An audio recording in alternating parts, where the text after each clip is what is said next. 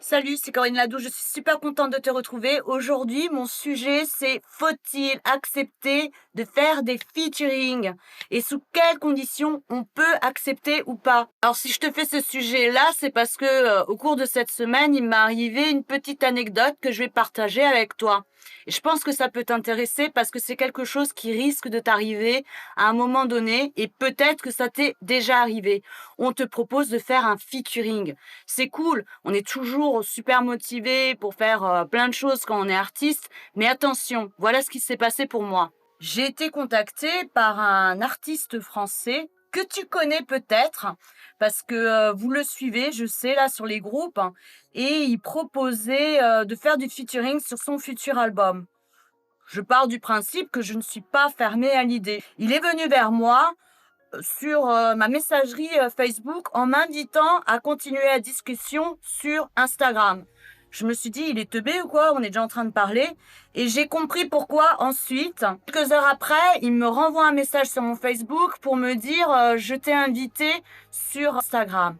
Moi, quand quelqu'un me contacte, je regarde toujours un petit peu ce qu'il fait. J'ai bien vu que sur sa page Facebook, il était suivi par 7 personnes. Et je suis allée voir sa page Instagram où il était suivi par 20 000 personnes, je crois. Donc déjà là, il voulait me montrer qu'il avait du poids, puisque moi, sur mon Facebook, je suis suivie par 7 500 personnes, moins de 5 000 sur mon Insta. Donc là, déjà, tu dis, OK, il veut un peu m'impressionner par les chiffres, qui me propose de faire un featuring sur son projet de nouvel album sans vraiment me faire écouter ce qu'il a, parce qu'a priori, il n'a encore rien. Je lui dis, bah, laisse-moi le temps de voir ce que tu fais, j'écoute un petit peu pour voir si ça m'intéresse ou pas. Je reviens vers lui le lendemain en lui posant mes conditions. Mes conditions sont être payé, tout simplement. C'est-à-dire, pour moi, c'est du top liner, c'est-à-dire, il attend de moi que j'écrive une chanson, que je fasse la mélodie, que je l'interprète et que je l'enregistre à mes frais. Évidemment, c'est avec mon matériel, mon temps, tout ce que je fais pour lui, je ne le ferai pas pour moi. Et je fais beaucoup de choses en ce moment, entre ces vidéos qui me demandent quand même beaucoup de temps, et je suis toujours en train de travailler sur mes propres projets artistiques. Je lui définis le matériel que je vais utiliser, le temps que je pense que je pourrais lui accorder en lui demandant 600 euros. C'est pas un truc de fou, c'est du 17 euros de l'heure. Là, il me renvoie un message en me disant: «Je suis complètement étonné. J'ai travaillé avec quelqu'un qui a fait la Star Academy et participé à l'Eurovision et elle ne m'a pas demandé autant. Franchement, je ne veux pas te dénigrer, mais vu ton CV, bah, ce sera pas possible pour moi». OK? Et c'est là le cœur de mon sujet. Cette personne confond complètement le fame, la notoriété avec le travail. Que cette personne ait fait ou non une télécrochet, son temps ne vaut pas plus que le mien, ni moins. J'ai regardé l'impact qu'elle avait sur les gens. Son dernier clip, elle avait 7 000 vues. J'en ai fait 12 000. En gros, voilà, je veux dire, elle a pas non plus, tu vois, des fans de malades. Mais ça, peu importe, et finalement, son tarif, ça la regarde.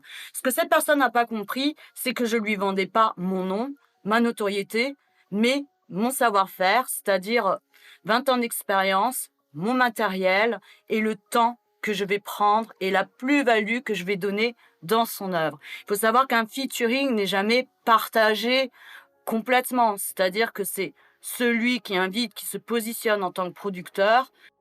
Lui, son deal, c'était du royalties, c'est-à-dire un pourcentage sur les ventes. Il a fait 120 000 vues sur son dernier clip. Il est suivi par 1000 personnes sur les plateformes de streaming. Je suis pas un lapin de 6 semaines. En dessous de 1 million d'écoutes, on ne touche pas d'argent. Donc 50% ou même 70% de zéro vente, ça fait zéro. Ça, c'est vraiment des fausses promesses en me disant si ça fonctionne, on partage le gâteau. On sait très bien qu'il n'y a rien à partager. Depuis, c'est très très compliqué de vérifier ce qui se passe et c'est une histoire de confiance. Donc c'est toujours un petit peu la même problématique quand tu n'es pas fame, quand tu n'as pas été vu à la télé comme le fromage dans les rayons. On va toujours se servir de ce prétexte pour ne pas te payer. Pourtant, ce n'est pas ça que tu vends. Tu vends ton travail, tu vends ton savoir-faire, tu vends aussi le matériel que tu utilises. Souvent, tu travailles avec un ingé son. Tout ça, ça a un coût. Le temps a un coût. Et mon temps est comme celui des autres. Celui que je passe sur le projet des autres, eh ben, je ne le fais pas pour moi. Et je ne suis pas Mère Teresa. Non, j'aurais bien voulu, mais je n'ai pas les moyens de faire du bénévolat. C'est facile de vouloir se présenter comme un producteur, de vouloir se présenter comme un professionnel, et au moment où il faut passer à la caisse, d'un seul coup, tu deviens complètement amateur en disant mais j'ai pas les financements. Bah fais ça tout seul, mon gars. Pourquoi tu voudrais que moi je mette de l'énergie dans un projet qui ne me concerne en rien du tout? Si je fais cette vidéo, c'est pour te mettre en garde contre ces promesses et aussi comment les gens vont essayer de t'impressionner avec leurs chiffres, hein.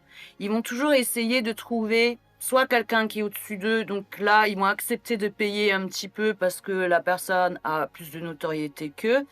Et si c'est pas le cas, ils vont prendre quelqu'un qui a du talent, mais qui n'a pas vraiment une grosse visibilité et ils vont essayer de les impressionner avec leurs résultats à eux. Mais ça ne regarde qu'eux, ça n'a pas de valeur pour toi et tu leur apportes une plus-value qui ne t'apportera rien au final et je te dis ça par expérience, ça fait 20 ans que je suis dans la musique et je peux te dire que ce genre de choses ne mène à rien.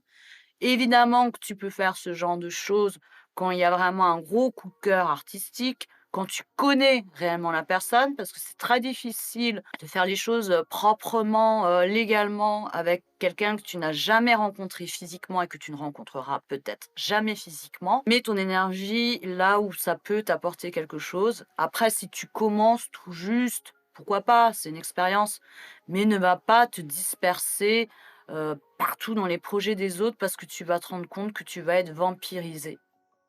J'ai eu 5 propositions de featuring en une semaine. Voilà, c'est juste pour te dire. Ben voilà, c'est tout ce que j'ai à dire sur le sujet. Sois créatif et n'oublie pas, t'es pas un pigeon. Ciao!